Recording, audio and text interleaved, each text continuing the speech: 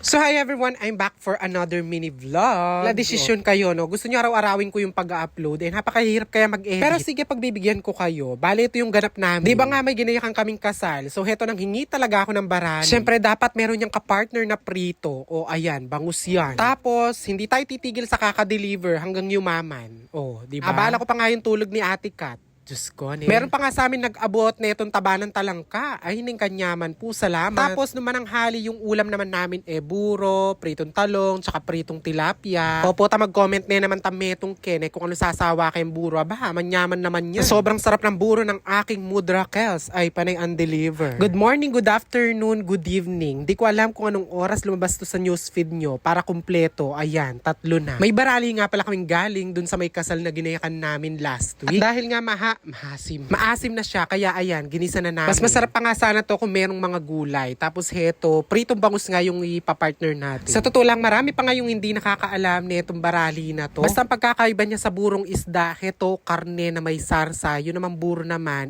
pineperment yun. Actually, parehong pineperment nga pala. Basta pareho lang manyaman din, patsiyatak manyula. Pareho lang maslam. Masarap nga sana to kung merong nilagang talong, o kaya nilagang talbos, ganyan. Kaso nga wala. Pagkatapos kong ang kumain, syempre magpapatagtag tayo. Ito, magdadryer ako ng mga damit. Actually, mainit nga yung panahon at madali naman siyang matuyo. Kaya lang, mas madali siyang matuyo kung nakadryer. Ako nga yung nagdadryer, tapos yung kapatid ko naman yung nagsasampay. Para sa pananghalian, nagluto nga pala kami ng pritong tilapia, talong, buro, tsaka nakaka-high blood na taba ng talangka. Shoutout nga po pala dun sa nagbigay neto. I thank you po, napakasarap, promise. Baka naman. Pag kumakain ako ng ganito, di mawawala yung suka tsaka bawang. O, pangontra. Manyaman yung kakanan mi, basta yung yapial doldo. Ay po, tas sumala ka balik. Kumain lang nga ako na mabilisan dahil nga meron nagpapadeliver ng buro tsaka bagoong. Hindi naman nga laging meron netong buro, kaya alam nyo na kapag meron, bumili na kayo, hindi yung kapag wala, doon kayo bibili. Mga bandang hapon, pumunta nga ako sa bahay ni Precious. So heto na nga, naglilihi siya ng pakwan at bumili pa nga kami. Gusto niya nga daw yung matamis o hindi naman panahon ng pakwan, kaya sigurado matabang yan. Sabi niya may warranty nga daw to, kaya kapag daw di matamis, isusoli niya na lang. Warranty.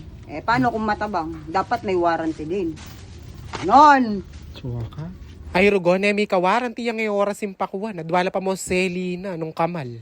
Sabi mo sa pakwan. Matabang! May Dapat dito may warranty pa. So, ali mo. Wag na. Nakakaya naman. Ba't mo naman nakakahiya? Sabi niya naman may warranties.